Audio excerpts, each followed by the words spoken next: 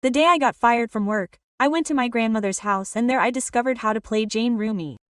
At that very moment, all my relatives were rampaging through the city, furiously tracking me down.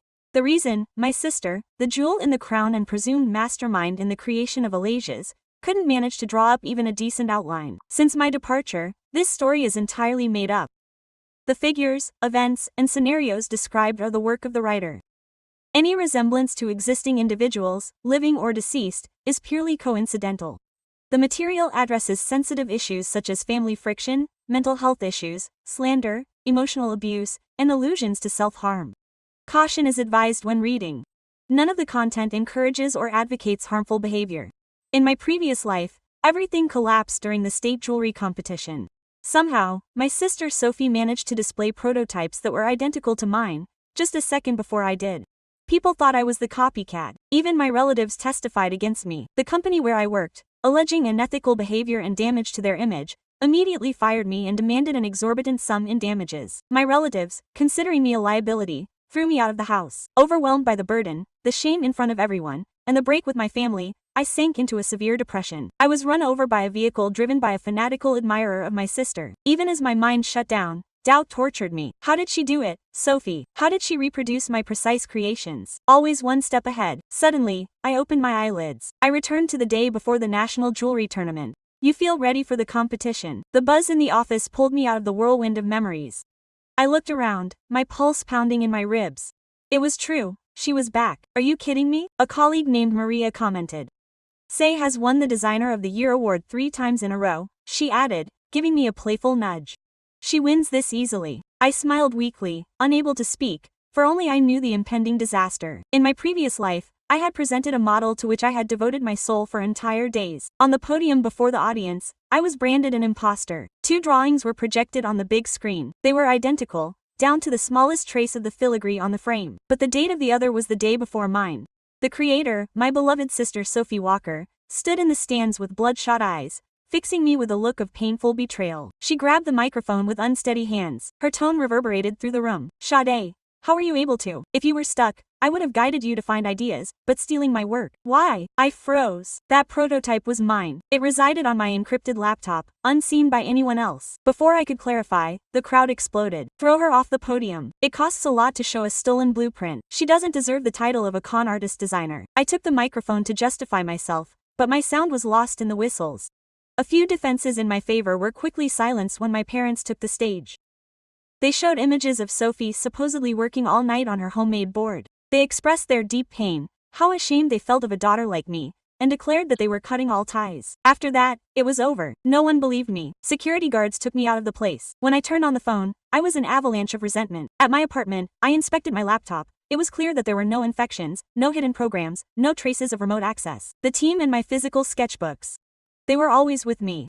There was no way imaginable that the plan would leak, but Sophie's was a replica. Every concept, every creative spark, every stroke she brought, everything was mine. It was inconceivable that I would imitate her. Hey, Sadie, Maria's voice interrupted my reflections. I heard that your sister will also be competing this year. A friendly competition between sisters. Who do you think will win the Loro? Shortly after joining this company, Sophie, by a strange coincidence, was also admitted. Her mention caused me to tremble with absolute fear. I clenched my fists until my nails dug into my palms, bleeding.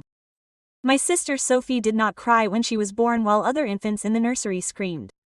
She remained still. My mother, certain of an ominous omen, called a mystic, a seer from the mountains. When the veteran entered our home, she did not see the baby, she saw me. He claimed that our paths were intertwined, that my vital energy eclipsed my sister's, weakening her. He said that my closeness would gradually drain Sophie's strength. The cure he proposed was to distance myself. Otherwise, Sophie would not reach the age of 25. From then on, my parents' sole goal was to get rid of me. I should have sensed it. I tried with Akko to win her love, to show affection for the newcomer. I took my favorite stuffed animal to her room as a conciliatory gesture. Her room was already overflowing with dolls and new toys. When I approached, she looked at me with a candid smile. For a moment I thought she liked me. I was wrong. She knocked over a pile of cubes and broke them into soybeans. My parents shook them. They saw the cubes thrown away, the baby moaning and me standing up. The first thing I saw was my mother hitting me in the face, ringing in my ears and the taste of iron in my blood. At that point I understood. Sophie and I could not share space. Soon I was sent to live with my grandmother in the countryside. She raised me, a firm but tender lady who handled everything on her own. 2 years earlier, my parents returned begging me to return home. Yearning for affection, I naively agreed. Now at my post, I stared at my screen, the compendium of my career. Sophie had been a dancer her entire life.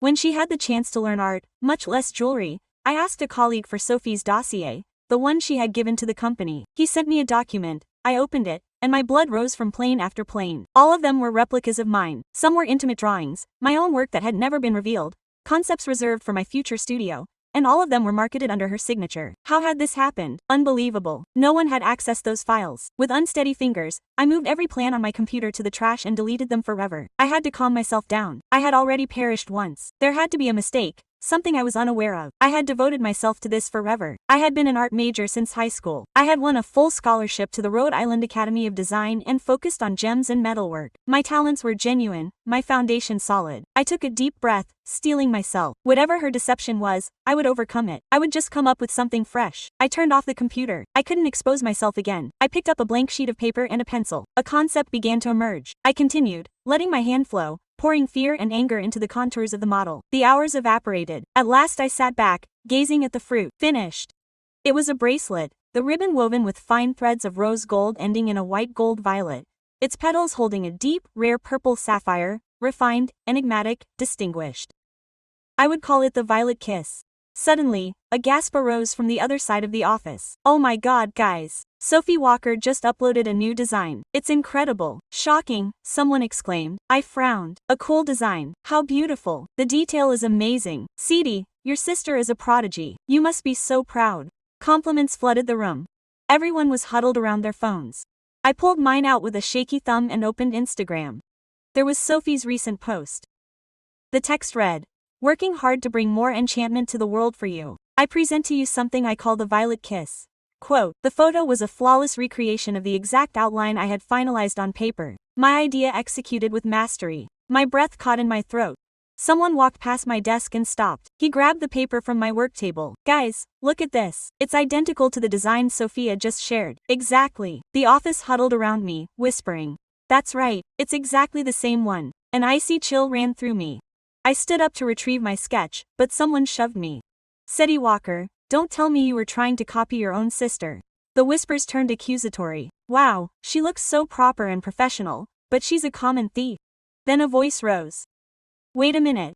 Haven't you noticed that several of Side's old designs look suspiciously like Sophia's? While I started comparing our online portfolios, and I took the opportunity to rescue my drawing. This is mine, I said, my voice shaking with anger. Sophie is the one who has been plagiarizing me all this time. As if I had orchestrated it, the office door opened and Sophie entered. She was wearing a pristine white dress, the very picture of innocence. Her eyes filled with tears at the moment. Ceedie, why are you doing this? Her voice cracked. I know you don't like me, but those designs are my life. They're all I own. She looked at the others with a victim's face. Ever since she returned home, she's held a grudge against me. This is because of Mom and Dad. Are you punishing me for them? Her performance was perfect. Everyone looked at her with pity and me with disgust. Someone behind me gave me a hard push.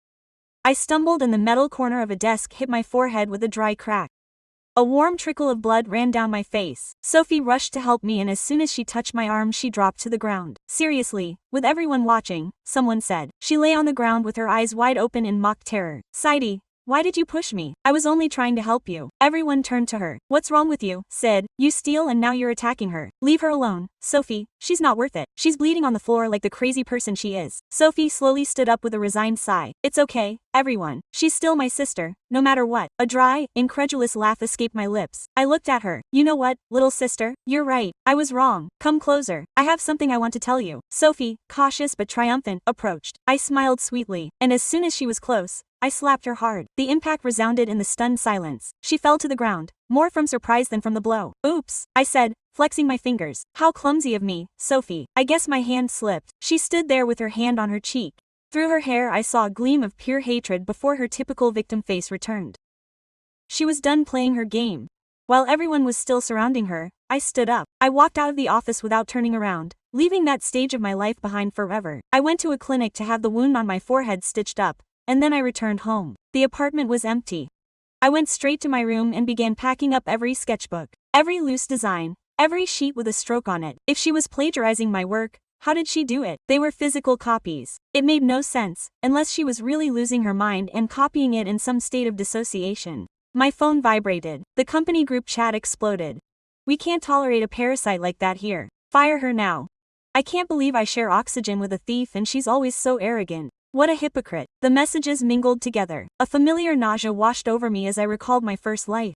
The endless calls from unknown numbers, full of shouting and threats, the insults, the mockery. I had to change my number. Then they tracked down my apartment. They camped outside with cameras, waiting for a photo of the disgraced designer. They even hung a banner on the door. Thieves deserve to die. I didn't leave the house for a week. One night, starving, I snuck out. I sat on a sidewalk wolfing down a cheap sandwich. A little boy, walking by with his mother, pointed out, "Mom, look, it's the internet lady, the thief," and spat in my face. I didn't even react. I just stared at him and smiled. An empty smile. His mother whisked him away quickly. I'd had enough. That last night I sat on the roof of my building feeling nothing.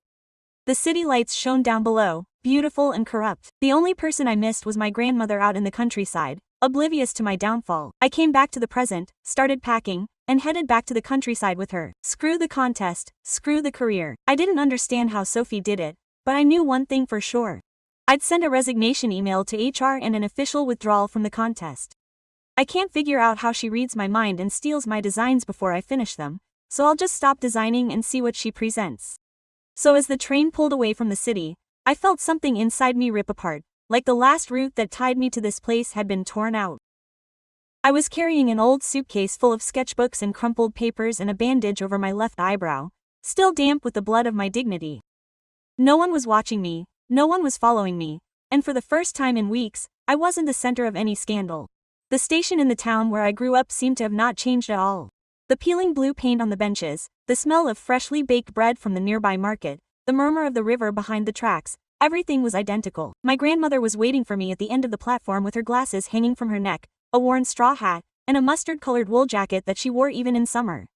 Quote, "What a way to come back, my daughter," she said when she saw me with that mixture of affectionate reproach and genuine concern. I didn't say anything, I just hugged her. She didn't ask me for explanations. She took me home in her old car that smelled of mint, damp earth and something sweet that I couldn't identify. During the trip, she only spoke to mention that the chickens were escaping from the coop again and that Mrs. Pineda had passed away the previous week. I slept for 2 whole days. My body needed silence, my mind even more. On the 3rd day I went out onto the porch with a cup of tea in my hand. The country breeze gently ruffled my hair.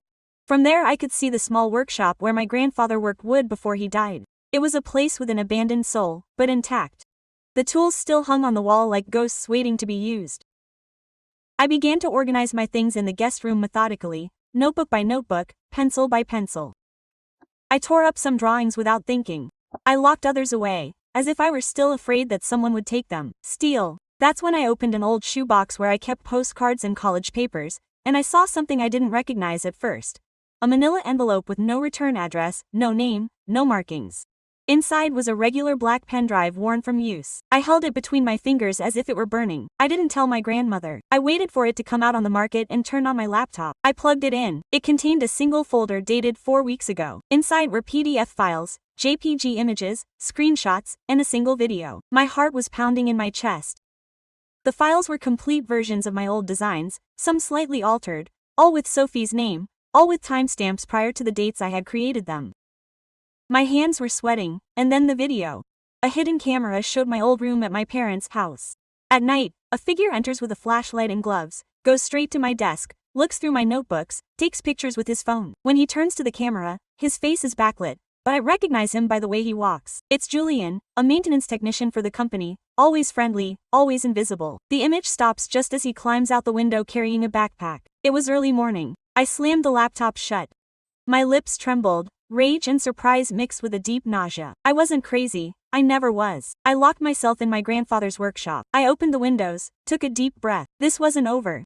I couldn't sleep that night. The pen drive was still there on the workshop table like a sleeping creature breathing silently. Every time I looked at it, I felt a pang of fear and fury.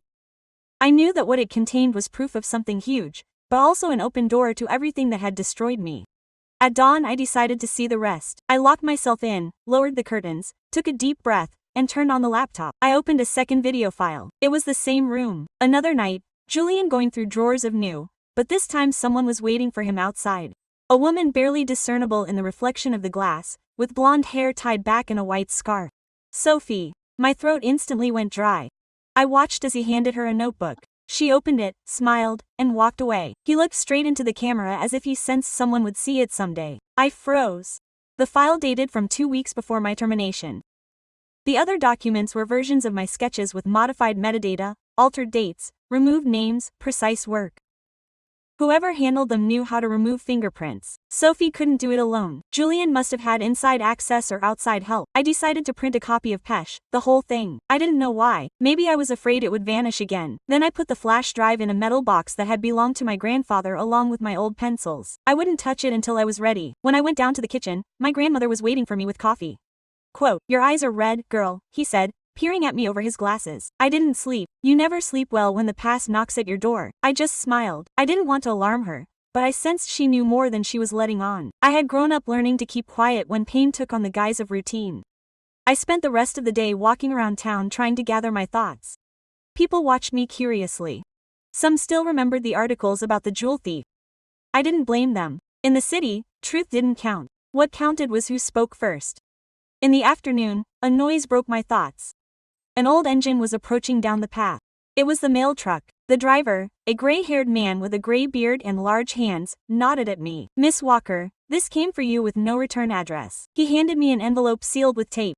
I felt my heart sink again. I opened it right there. Inside was a handwritten note in clumsy handwriting. "Sadie, this wasn't just Sophie. Beware the company." See, there was nothing else. Just a small SD card taped together.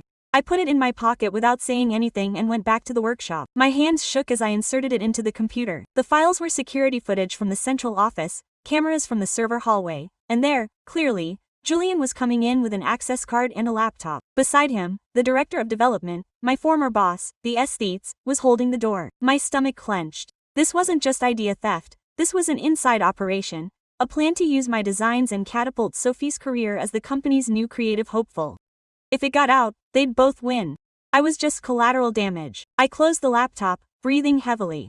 Night had fallen, and the only light came from the dead monitor, reflecting my pale face and sunken eyes. For the first time in a long time, I didn't feel helpless, I felt dangerous. My grandmother knocked softly on the door. "Sid, there's soup. Don't let resentment make it cold." "I'll be right there, Grandma." I turned off the computer, put the note and the memory stick in the same metal box, and made up my mind right then and there. I was going to unravel the whole truth, even if I had to go back to that hell with my own hands. The next morning, the country air smelled of damp and burnt wood. I woke up with the feeling that something was weighing more heavily on my chest than usual. The metal box with the files was on my desk, padlocked. I knew I couldn't stay there any longer, pretending that the peace of the town protected me. It had names, dates, and evidence. Now I needed answers. I took the 8 o'clock bus to the nearest city. It wasn't the big metropolis where I used to live, but there was the small branch of the company. I wore a cap and a long coat so as not to stand out. I walked to a cafe across from the main building. From the window I could see the constant stream of employees coming and going, their badges hanging around their necks, all so confident, so ignorant. I turned on the laptop and went through the folders on the pen drive once more. Julian appeared in every video, always at night, always alone. I searched for his name on social media and found it in an old post. He had been missing for 3 weeks. No one knew anything. Neither his family nor his company. The last anyone knew about him was that he had cashed his check and never returned. My mind filled with dark theories. What if they had silenced him? What if Sophie had bribed him?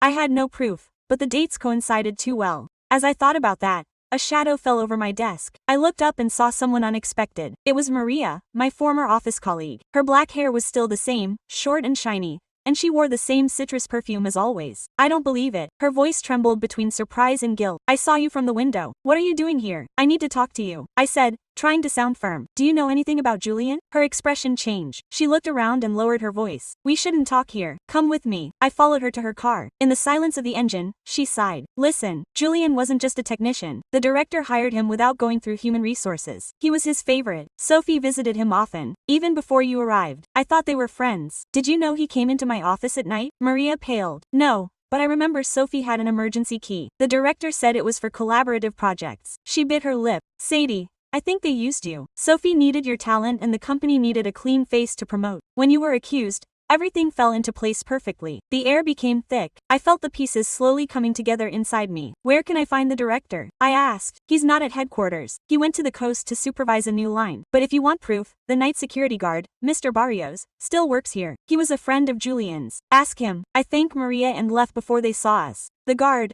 a large man with a white beard and tired eyes, was in his booth next to the parking lot entrance. At the mention of Julian, her gaze hardened. Good kid, but he messed with the wrong crowd, she said quietly. He came here after his shift with envelopes full of papers. He said he kept copies for safety. He was nervous last time. He said if anything happened to him, I'd know what to do. But he never gave me anything and didn't leave anything else. A message note. The guard thought for a second and stood up. Wait, here. He disappeared into the booth. He came back with a metal box just like mine. He opened it and inside was an SD card. I don't know what's in it, but he left it for you. He said your name. If she comes back, give her this. My pulse was pounding in my temples. I thanked him and put the card in my bag. That night, back home, I inserted it into the computer. They were internal accounting documents, emails from the director and Sophie about contracts and copyrights. One message in particular made my blood run cold. Make sure Sophie's presentation is before Sid's official handover. I already have dates set. No one will suspect. I clenched my fists. Anger turned to pure fire. I finally understood everything. It wasn't an accident. It never was. They had planned every step to destroy me. I closed the laptop. My eyes reflected on the screen. Now it's their turn, I muttered. The wind from the countryside battered the windows outside. The trees seemed to lean toward me as if they heard my silent oath. Returning to the house where I grew up was like stepping into a poorly preserved photograph. Everything looked the same, but something rotten beneath the surface. Peeling paint on the gate, a stale smell in the entrance hallway, and an uncomfortable silence seeping through the walls like old damp. My mother opened the door with a tense expression, as if she had been waiting for this moment, not knowing whether to fear it or desire it. She was wearing an unironed blue blouse and her hair was tied up haphazardly. There were poorly concealed dark circles in her eyes and a stiffness that I recognized well. Side said without emotion, I need to talk to you, I answered bluntly.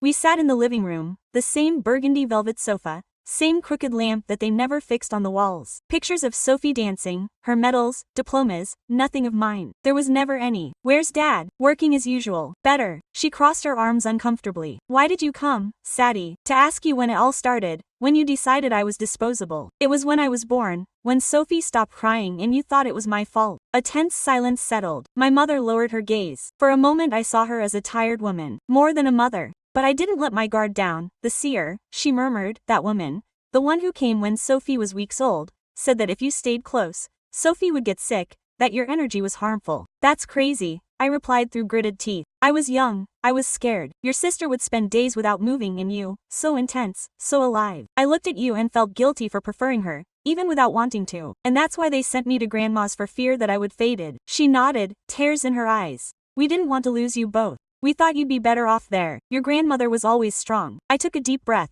trying not to scream. Do you know that Sophie steals from me? No. My mother looked up. Silence. What came next was even more piercing than any scream. I saw her only once, she finally confessed. Years ago I found one of your sketches on her desk. It was the same as the one you brought on vacation. I asked her about it and she swore it was a coincidence, that she had been motivated by the same sources. I longed to confide in her. I didn't want to imagine that my favorite daughter was an imposter. So you chose to blame me for tearing me apart in the public square. I was afraid that if I protected you, Sophie would crack. She was always fragile. You were strong. I thought you could hold on. I let out a humorless laugh. I wasn't strong. I was just helpless. My mother, she covered her lips with her palms, crying silently. I didn't comfort her. I couldn't. What do you know about Julian? She blinked, confused. The worker, Sophia, talked to him a lot. He came to the house with absurd pretexts. Fixing the modem, installing new cameras. Once I caught him leaving your room. I asked him and Sophie assured me that you had authorized it.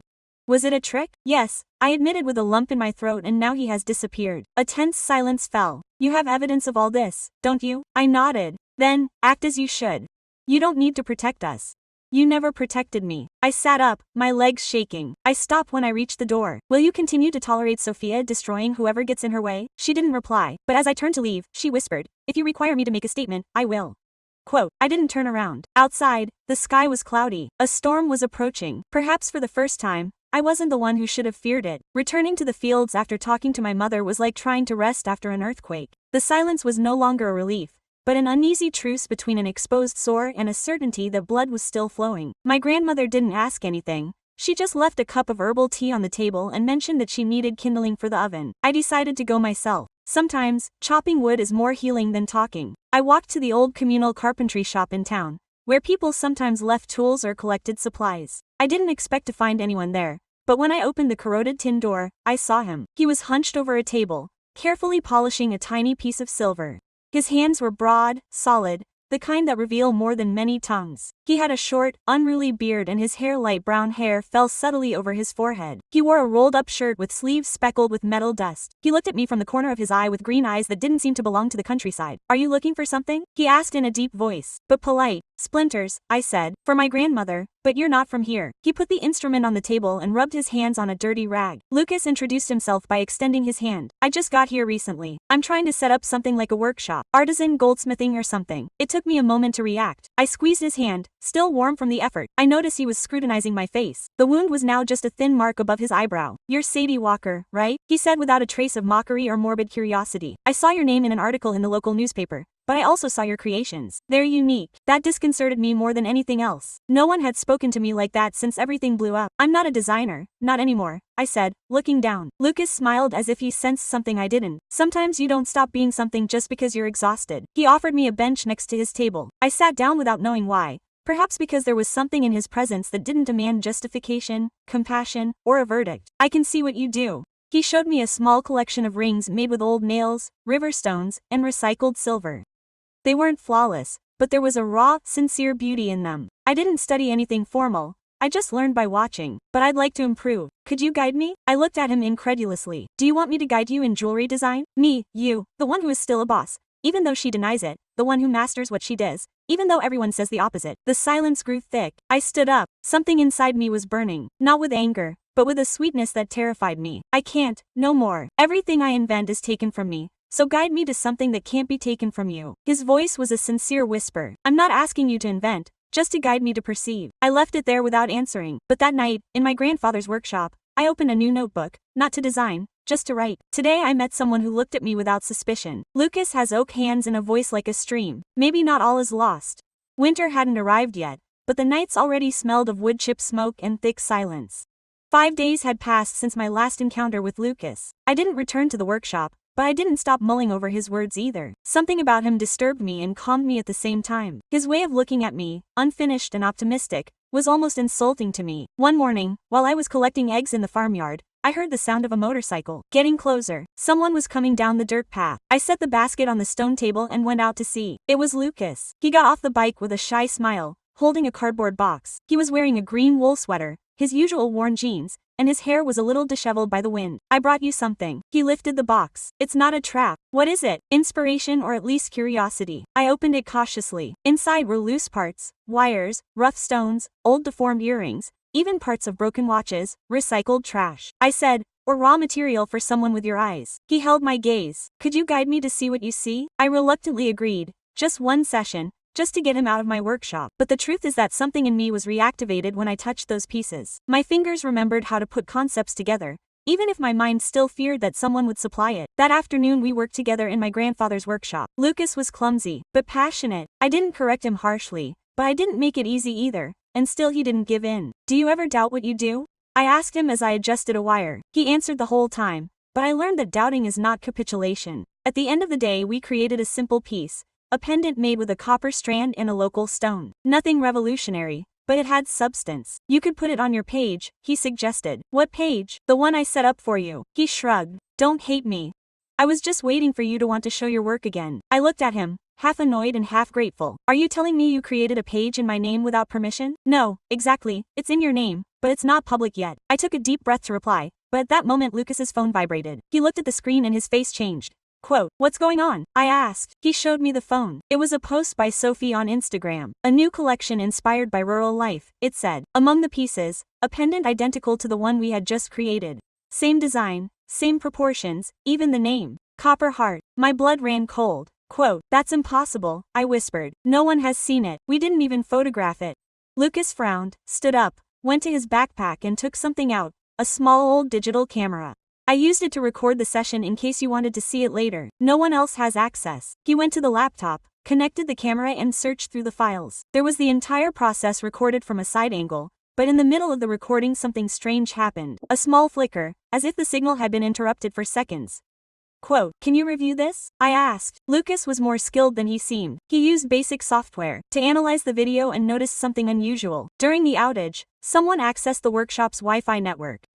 An unknown IP registered for seconds just as the camera was connected. "Do you think someone hacked the signal?" "It's possible," Lucas said, "but this isn't just any theft, it's a manhunt." I sat in shock. It wasn't just Sophie. There was someone else watching, stealing in real time. "What if I'm not the only victim this time?" I muttered. Lucas nodded. He opened a hidden file on his laptop. "I've lost designs before they're finished too." I thought it was a coincidence, but now we looked at each other in silence. Two people marked by the same specter. "We need a trap," I said. Lucas smiled with a mix of defiance and admiration. "Perfect, then let's go hunting." The next day, the air was thick with determination. Lucas arrived at the workshop early with his laptop under his arm and a metal box with cables and a small portable router. "We're going to make history," he said, like we were building a rocket. I didn't respond. I was still absorbing the theft from the previous day. The design hadn't even been photographed, and yet Sophie had brazenly posted it as if she feared absolutely nothing. "We need something irresistible," I said. "A design that attracts, that is provocative, but that only exists inside this workshop. A perfect trap." Lucas looked at me intently. "Can you create something like that without getting attached?" I smirked. "Can I try?" Quote, "I spent hours sketching, adjusting proportions, selecting materials that were impossible to obtain without authorization. The result was a set of earrings with sapphires mounted on a structure of curved wood and raw silver, a rustic and refined fusion, and I called it the tongue of the forest." Lucas photographed the sketch with an old camera without an internet connection. Then he looked at me as if he were observing someone about to cross a line. "Sure, yes, connect it." We activated the fake network, a Wi-Fi with an innocent name, visible, but protected. On the laptop we opened the document with the design for exactly 3 minutes. Then we closed it. "Now we wait," I whispered. It didn't take long. Exactly 14 minutes later, Lucas's phone vibrated with a notification. Instagram, Sophie's profile, new photo uploaded. We opened the application. There was the tongue of the forest with a detailed explanation, a 3D model and even a supposed creative process, a narrative presented as if it had emerged from within him. Lucas said something that I couldn't quite make out. "Capture. You can locate where it was posted from." He nodded. He opened a tracking panel linked to the mobile router and we located it. The device that entered the network came from a precise point, a static IP associated with a premium corporate internet service. The address corresponded to the company's main office, my old workplace. I dropped by Minutinomi 106. Total silence. As Lucas advanced, he used the captures and data gathered to put together a complete exposition. Date, time, file name, similarities in design and unauthorized intrusion. He structured it like a technical report with accessible terms and graphics. "This is more than enough," he said, "but it's not enough for the public. It needs an emotional impact." Quote, "I'll take care of that," I replied. We published a video on an honest design account followed by many creators in the sector. In it, I spoke to the camera without any arrangements, without special lighting, just me, in the studio. I detailed how someone very close to me had stolen it for years, how they had invented evidence, altered dates, and used me to build a fictitious career. I showed the videos, the evidence, the timeline, the illegal entry. The video went viral, with comments, shares, confrontations on platforms. Thousands of designers began to recount their cases of copying. Some identified the work as mine, others demanded that Sophie explain herself. A few supported her, but most did not. 2 days later, an email arrived from the company, a formal announcement. Sophie Walker had been dismissed for serious misconduct and the company offered a public apology to the original creator Sadie Walker for any damage caused. I read it 3 times. I felt no relief, just an odd stillness, as if my body had stopped wandering in the void. Lucas and I looked at each other. We didn't speak. We just went up to the roof of the studio and let the night cover us. For the first time in a long time, I felt like the air wasn't oppressive. The courtroom was nothing like the ones in the movies, no shiny wood or high stained glass ceilings. It was a practical space with light walls, air conditioning, and seats that creaked at the slightest touch. And yet, everything inside me vibrated as if I were in the eye of a hurricane. Sophie had accused me of slander. The irony was repulsive. After appropriating years of my effort, she was now demanding compensation for having been exposed to ridicule after the video.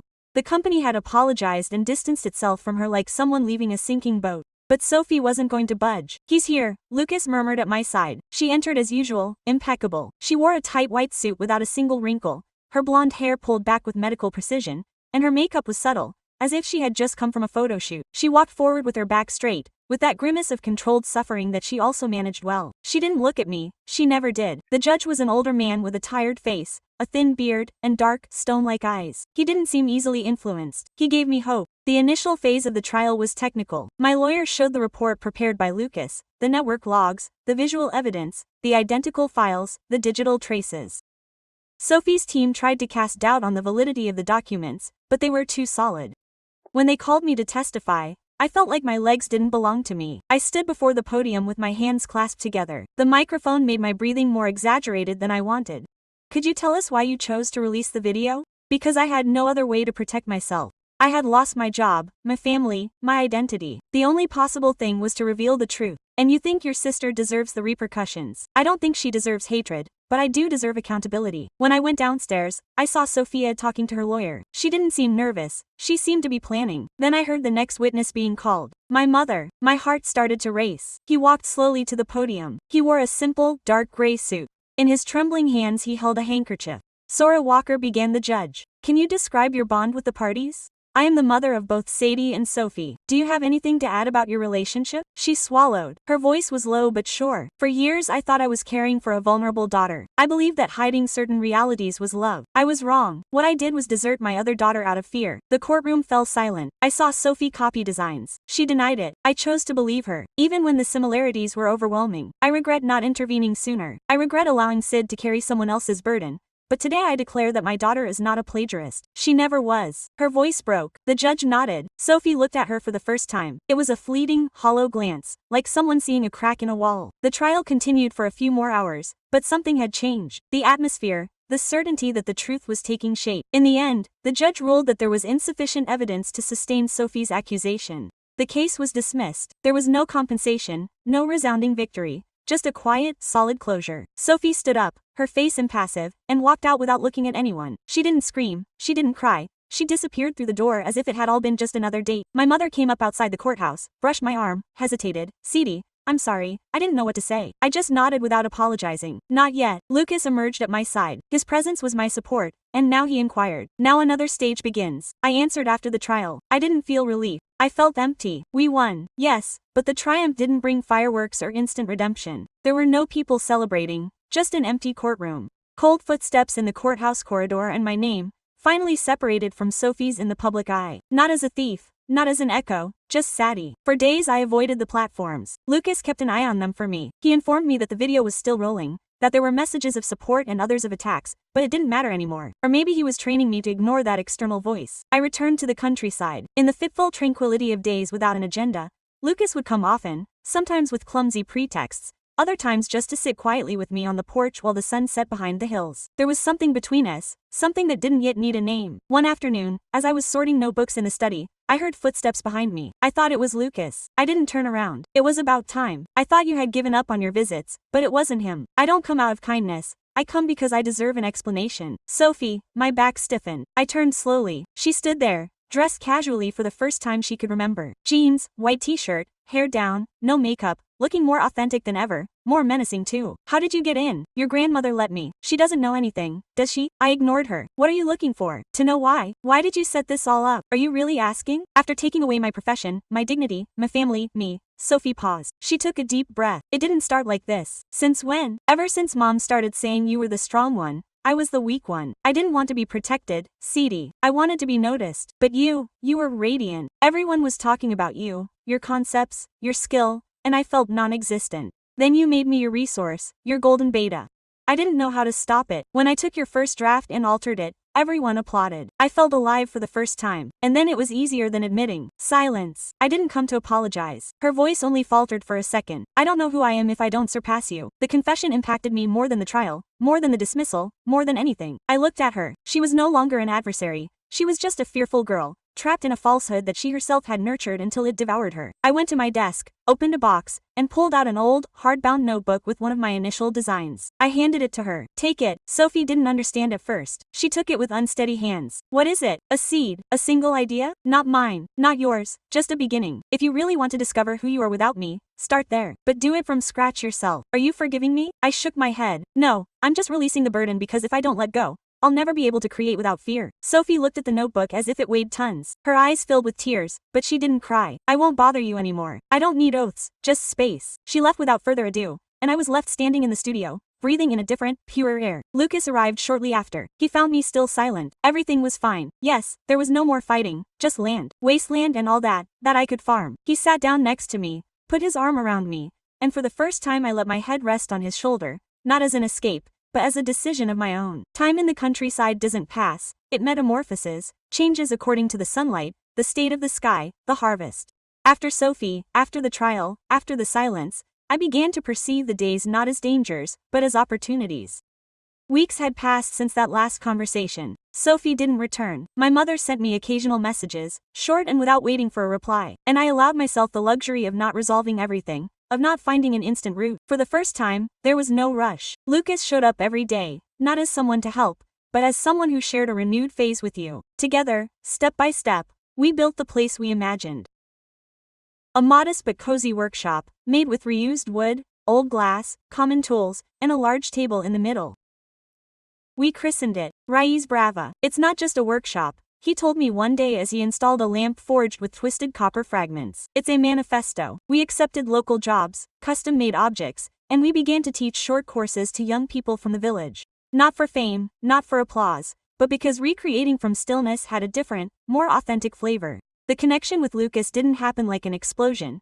It was a gradual, steady fire. I liked that he didn't demand explanations, that he didn't try to fix me. We had our first kiss. One rainy night when we got stranded in the workshop. It wasn't legendary, it was genuine. One day a handwritten letter arrived. The sender indicated that Walker. I opened it with a racing pulse. Inside was just a note. I didn't imitate your seed, but I planted one. I don't know if it will sprout, but now it's mine alone. I placed it on a shelf without rereading it. It wasn't necessary. The circle had been sealed. One morning, as I was watering some plants outside the workshop, a village girl of about 10 approached me with her mother. She was wearing awkward braids and a shabby backpack. "You're the young lady from the network?" she asked with wide eyes. "It depends on what you observed," I replied with a smile. Her mother cut her off, a little anxious. "Excuse me, we just wanted to see the workshop. My daughter aspires to be a designer." The girl looked at me cautiously. "May I watch a wing being created?"